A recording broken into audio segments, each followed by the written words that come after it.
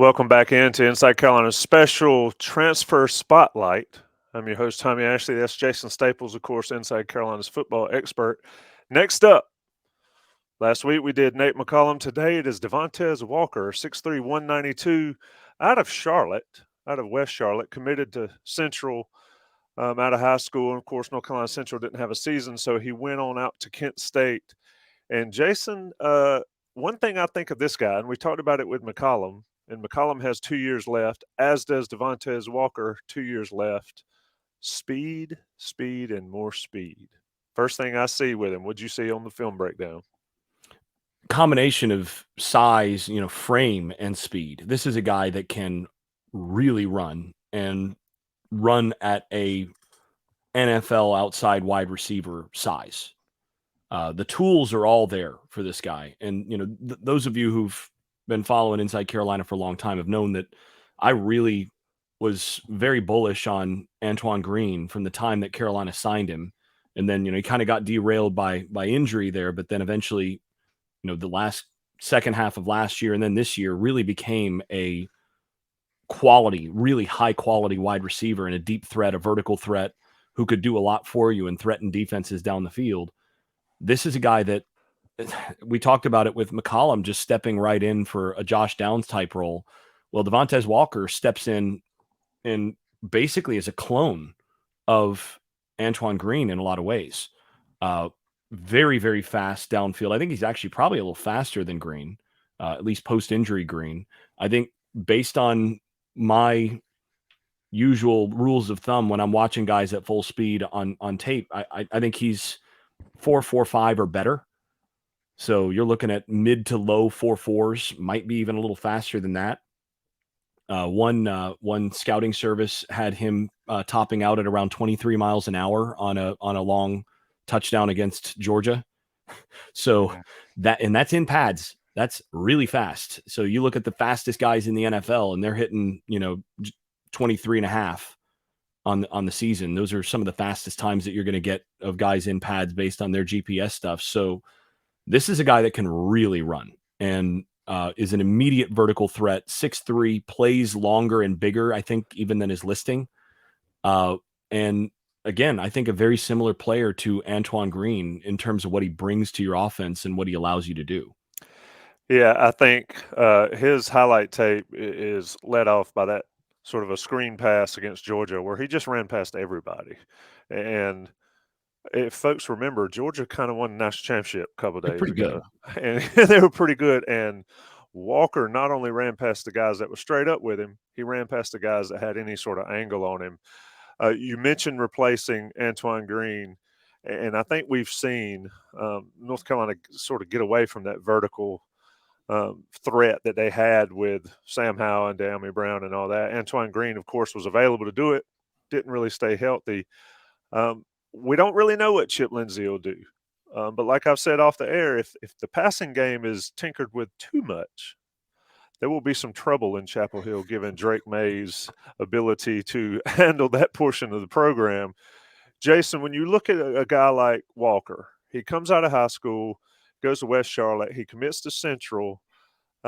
He's obviously a local kid, a North Carolina kid, goes off to Kent State. Let me ask you the question that I hear from a lot of people is the level of competition. Now, we're talking about his ability against Georgia. That's one game. How does the level of competition sort of jade, or does it when you're evaluating these guys like Walker? That's actually one of the things that stood out to me about Walker is that Kent State actually played both Georgia and Washington. So he had an opportunity to go against two of the best secondaries in the country. I mean, Georgia, they're pretty good and they run pretty well in the secondary. They do well for themselves. They've recruited well in recent years, I've heard.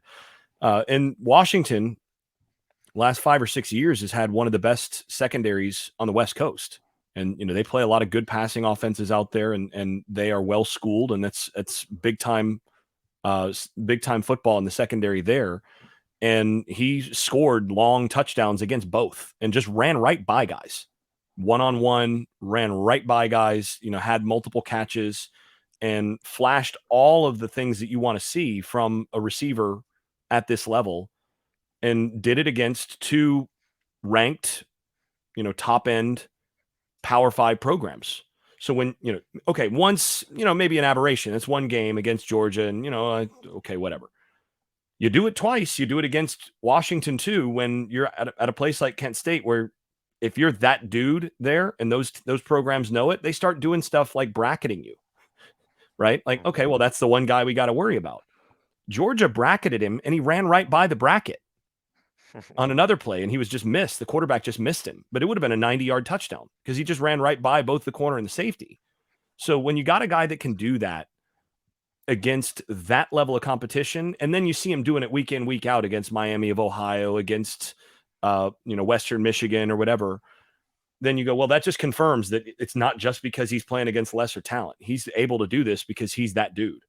So yeah, I don't worry too much about the level of competition with a guy like this. I think that the tools are all there, and he's been really well schooled. That's another thing that stood out to me about his about him watching his footage is I was really impressed by not only him but by Kent State's other wide receivers in terms of their fundamentals, in terms of how they blocked, in terms of how they ran their routes, in terms of fundamentals of how they went after vertical balls going over the outside shoulder, correctly shielding players from that. They were really well schooled. Matthew Middleton was the wide receivers coach there. He just took a job at USF under the new USF coach. But I was really impressed by how well schooled he's been. He comes in and he's not going to have a whole lot of remedial work to do to learn how to play the wide receiver position at the North Carolina level. So that's going to be also really helpful. There'll be a few things to refine for how they like to do it at Carolina, but he's going to be able to step right in and do that. And I think he's an instant plug and play starter on the outside. And, if he's not starting, he's at least going to be playing equal minutes with whoever is starting there. And I think that's all stuff that makes you feel really good about this take. He's about as good of a prospect on the outside, in my opinion, as there is in the country. I mean, there are a few others. You look at the Lovett, the guy from Missouri who is going to Georgia, rated a little bit higher in the transfer rankings and all of that. But when you compare these guys, I don't think Walker is any worse a prospect than, say, Lovett, who's ranked as the top wide receiver transfer prospect in the country. High praise there, Devontez Walker, 6'3", 192. His stats speak for themselves. We talked about McCollum in the last one of these we did, and if folks haven't seen that one, go check it out. And also check out Jason's film breakdown on Inside Carolina Premium for that one and for Devontez Walker. But, Jason, the wide receiver room, Downs and Green were out earlier in the year. Carolina fared well with Kobe Paysor, and J.J. Jones had some nice plays, and Gavin Blackwell had some nice plays.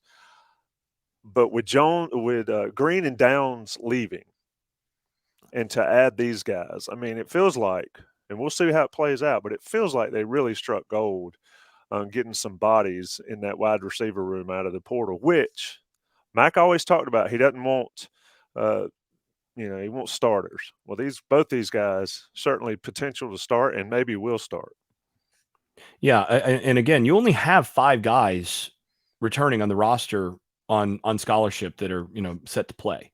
So you need to have. Usually, the rule is you want 8 wide receivers for a modern offense that you feel comfortable with, and with the tight end position as versatile as it is, that gives you a little wiggle room there. But you need 8, and you need 8 to rotate regularly. Well, with the 7 that they've got, there's not a bum in that group. So, you feel really good about those guys rotating and playing a lot of minutes and a lot of reps. So, yeah, I think you feel real good about that. The one thing, by the way, the one negative that I did find in about Walker, and this is the thing that he's going to have to continue to work on, is he did have 7 drops this last year. So 58 catches, and he had 7 drops. There's a drop percentage of about 10.8%. So dropped about 1 in 10 of the targets that he had toward him, and he only caught 4 of the 14 contested catch opportunities that he had. So he's going to have to get better.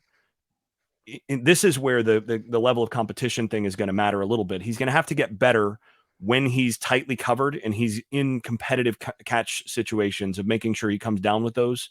By comparison, Antoine Green this year had a drop percentage of 6.5% with 3 drops, and he caught 50% instead of 28% of his contested catch opportunities. I think Walker has the chance to bump up to be as good as Green was in those categories this last year, because he flashed the soft, natural hands to be able to catch on the move with his hands and not letting the ball to his body and all of that. But there's still some development left there. You add, though, him to that larger room, and the thing is, he has a clear role. He's your De'Ami Brown, your from a couple of years ago, your Green from this last year. He's the guy that you can use to stretch the field with that speed, and then you can let McCollum do some of his stuff from the slot, and then that gives you some opportunities for that third guy who's not necessarily your third guy, but for that guy to be a more complete wide receiver who does a lot of those things. I think Andre Green has a chance to be that guy this year. Obviously, J.J. Jones played, in that role this last year. Paysor and Blackwell are going to have a lot to do there. This is a really good group of wide receivers, and they all bring something to the table. They all have good athleticism and can get open. So again, the main thing is you've just got to make sure you have good targets for Drake May. And I think this group now, with these 2 additions, you feel pretty good about going into the next season, that you've got enough weapons for May to be able to do what he needs to do. Yeah, we haven't even talked about on these spotlights the high school guys that are coming in. So North Carolina gets 2 proven guys: Kent State, Devontez Walker, and Nate McCollum from Georgia Tech, proven on the college level. In addition to the high school guys that are coming in early, in addition to the room that's already there, Drake May will have a nice set of receivers to find. And if Drake May does Drake May things, every one of them will get an opportunity nearly every game.